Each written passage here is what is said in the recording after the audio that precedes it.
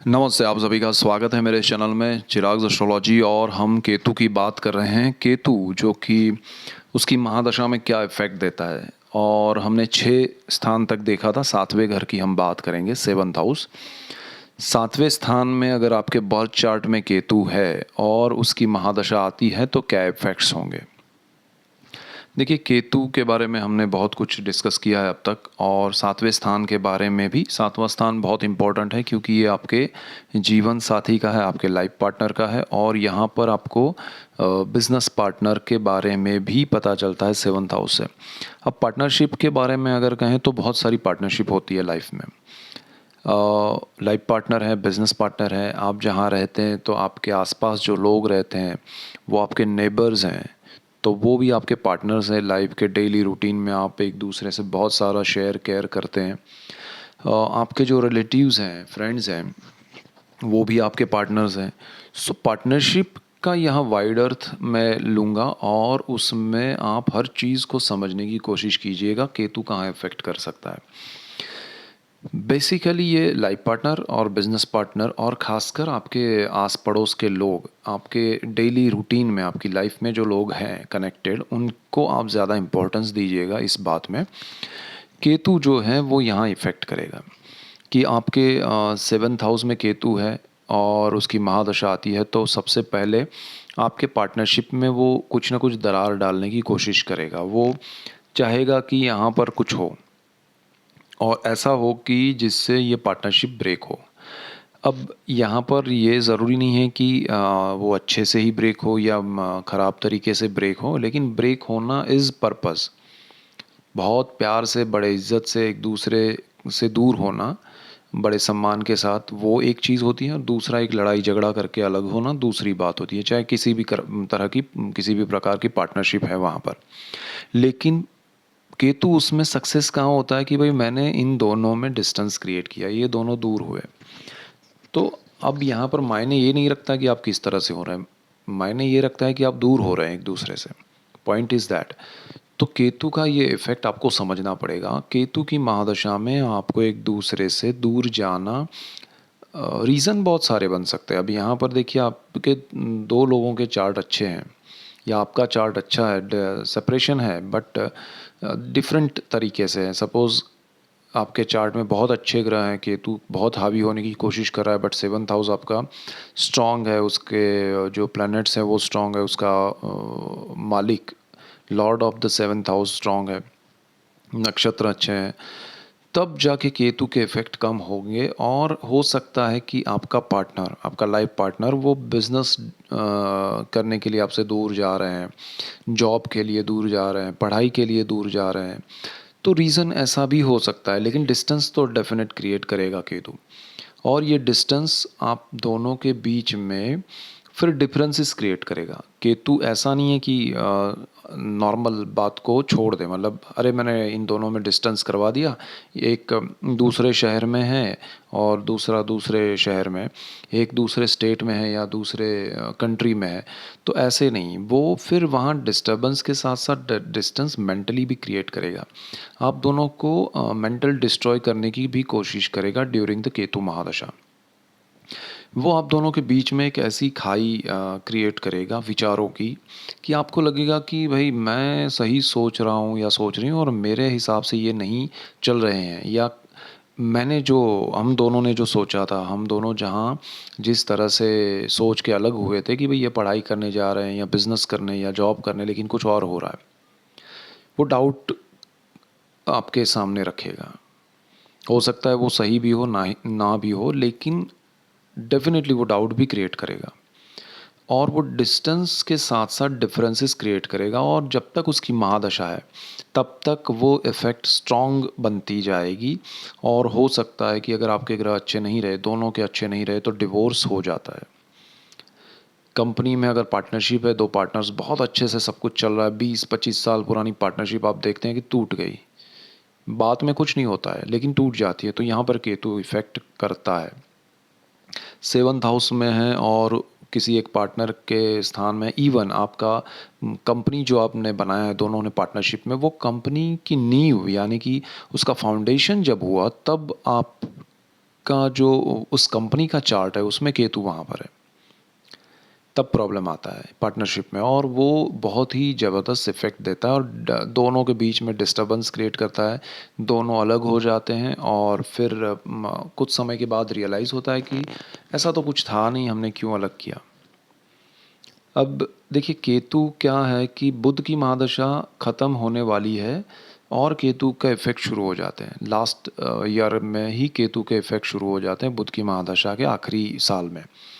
और शुक्र की महादशा जब शुरू होती है उससे पहले पहले तक उसके मतलब शुक्र के इफ़ेक्ट शुरू होते हैं केतु के लास्ट फेज़ में। ये ओवरलैपिंग टाइम बोलते हैं, दशा संधि कहते हैं इसको। तो ये ओवरलैपिंग टाइम में आने वाली दशा के इफ़ेक्ट शुरू हो जाते हैं, लेकिन केतु ऐसा खतरनाक है कि बुध जाने वाला है तब उसके इफ़ेक्ट हावी होते हैं, और शुक्र आने वाला है उससे मतलब शुक्र आ जाने के बाद भी केतु के इफ़ेक्ट 1 साल तक रहते हैं। सोचिए आप, मतलब शुक्र के इफ़ेक्ट केतु के ख़त्म होने से पहले हो जाने चाहिए, अच्छे हो जाने चाहिए, बहुत स्ट्रॉन्ग शुक्र है तब ऐसे इफ़ेक्ट मिलते हैं।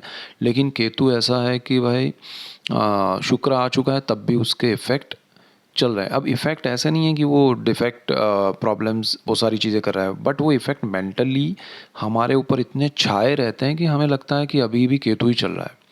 हम सच को बिलीव नहीं कर पाते हैं ड्यूरिंग द वीनस महादशा। वीनस महादशा आपकी शुरू हो जाती है, लेकिन हम उसको एक्सेप्ट नहीं करते कि हाँ ये सच अच्छा ही हो रहा है, अभी भी हम उस इम्पैक्ट में होते हैं केतु के।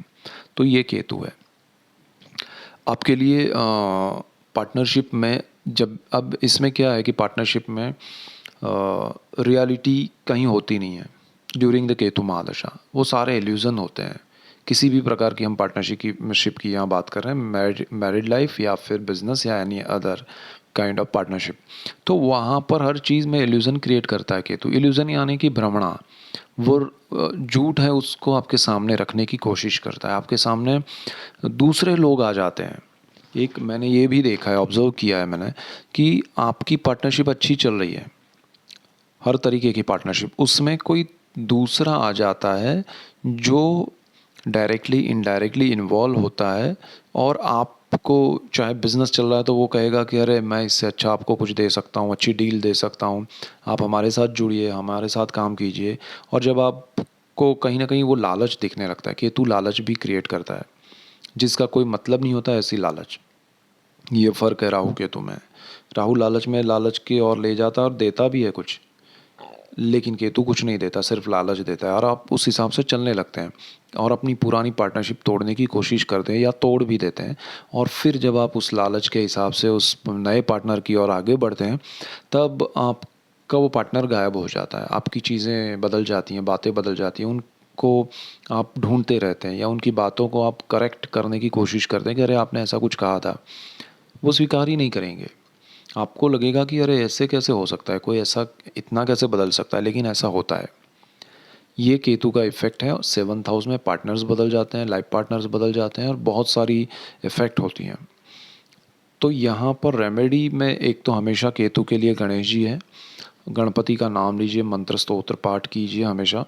और पार्टनरशिप में ड्यूरिंग द केतु महादशा आपकी मैरिज लाइफ में भी अगर दोनों की केतु की महादशा चल रही है तब बहुत टफ हो जाता है, बहुत सारे प्रॉब्लम्स आते हैं, किसी का सपोर्ट नहीं मिलता है। सबसे पहले तो अगर रेमेडी कहूँ तो आप अपने पेरेंट्स के छत्र में चले जाइए ड्यूरिंग द केतु महादशा, दोनों की है तो, ताकि आपको एक इफ़ेक्ट मिले अच्छा। आप गणेश जी की शरण में जाइए। दूसरा, पेरेंट्स यानी आपसे बड़े जो भी हैं उनकी शरण में रहिए। इसके बाद दूसरा ये है कि केतु जो है वो आपके लिए जो इफ़ेक्ट दे रहा है 7th हाउस को लेकर, और आप ये सारे इफ़ेक्ट्स महसूस कर रहे हैं, आपके जीवन में अनुभव कर रहे हैं, तो फिर आपको ये भी देखना है कि आपके लाइफ पार्टनर की महादशा तो केतु की नहीं है, तो उसके अकॉर्डिंग चलिए आप। उसका अच्छा कुछ है तो आप उसको ही मानिए, उसके हिसाब से चलिए, क्योंकि आपका केतु आपके 7th हाउस में इल्यूज़न क्रिएट करेगा। और वो चीज़ आपको समझ में ही नहीं आएगी। आप कुछ भी सोचेंगे और आपको वो सही लगेगा। लेकिन अगर आपके पार्टनर की महादशा जो है वो अच्छी चल रही है, अगर अच्छी चल रही है तो उसके हिसाब से चलने की कोशिश कीजिए। आपके लाइफ पार्टनर जो है उनकी सपोज़ कोई और अच्छी दशा चल रही है, तो आप फिर धीरे-धीरे अगर आप केतु आना है, वो आपको बुध की महादशा में ही पता चल रहा है कि अरे मेरा केतु आ रहा है, मेरा केतु अच्छा नहीं है, तो फिर मुझे ये करना चाहिए। सबसे पहले आपके लाइफ पार्टनर जो है तो उनको आप बुलाइए, बिठाइए, बात कीजिए कि ऐसा कुछ होने वाला है। इसीलिए ये केतु महादशा के दौरान आप पूरा कारोबार जो है, पूरी मतलब कारोबार यानी कि सारी चीज़ों में आप इन्वॉल्व हुई, आपको सब पता होना चाहिए और ज़रूरत पड़ने पर आप मेरी जगह पर काम कर सकें ऐसी काबिल बनना चाहिए, चाहे वो आपके हस्बैंड हो या वाइफ हो। ये सबसे बड़ी रेमेडी है। और लक उनका है जिनकी केतु की महादशा दोनों की साथ में नहीं है, अलग-अलग है। और एक तरह से अच्छा भी है और एक तरह से नहीं भी है, क्योंकि दोनों की अलग-अलग आती है तो दोनों 2 टाइम 7-7 साल के ऑलमोस्ट 15 साल के इफ़ेक्ट हो जाते हैं साथ ओवरलैपिंग टाइम और वो सब गिन के। तो बेनिफिट भी है कि दोनों में से एक का चलता रहता है अच्छा, तो बेनिफिट सेफ रहते हैं। दोनों की आती है तब ज़्यादा प्रॉब्लम आती है। और केतु आपके 7th हाउस में आपके पार्टनर का दिमाग भी ख़राब कर सकता है। आपके लिए वो नेगेटिव सोचेगा। आपके आस-पास आपके दोस्त, आपके पड़ोसी जिनकी हमने बात की, जितने भी आपके लाइफ़ के रिलेट करते हुए लोग हैं लाइफ़ में, वो सारे आपके लिए नेगेटिव सोचेंगे। आपके लिए कुछ अलग ही भ्रमणा में वो रहेंगे। आप खुद उनके लिए कुछ अलग नेगेटिव सोचेंगे। आप उनसे दूर होने की कोशिश करेंगे। आप उनको तुच्छ समझने की कोशिश भी करेंगे, क्योंकि केतु आपको इल्यूशन में बहुत ही अलग लेवल पे ले जाता है। और आपको सामान्य जो जनजीवन आपका चल रहा था आसपास का सबका, वो तुच्छ लगेगा, छोटा लगेगा और आपको लगेगा कि मैं कुछ हूँ। और अगर जिनकी बुध की महादशा बहुत बड़ा गोल्डन पीरियड है, तो उनको अगर केतु ऐसा है, चाहे किसी भी स्थान में और केतु की महादशा आ रही है, ये एक जनरल मैं बात कर रहा हूँ कि केतु की दशा आ रही है, तो बुध की गोल्डन पीरियड की महादशा में आप बहुत ऊंचाई पर है तो आपको बहुत ध्यान रखना ज़रूरी है, क्योंकि अगर केतु ख़राब है आपके चार्ट में और उसकी महादशा है तो वो आपको डिस्ट्रॉय करेगा मेंटली, फिज़िकली, इकोनॉमिकली, सोशली। तो वो आपको ध्यान रखना ज़रूरी है और ये समझ के चलिएगा, अदरवाइज़ आपको बहुत तकलीफ़ हो सकती है, प्रॉब्लम्स आ सकते हैं। सो ये केतु के 7th हाउस को लेके बहुत इंपॉर्टेंट पॉइंट्स थे, मैंने आपको बताए। और आपको ध्यान ये भी रखना है कि हर दशा का प्री प्लानिंग होना चाहिए, हर समय का प्री प्लानिंग होना चाहिए कि अरे ये आने वाला समय कैसा है। यही एस्ट्रोलॉजी है, इसी का बेनिफिट आपको उठाना है।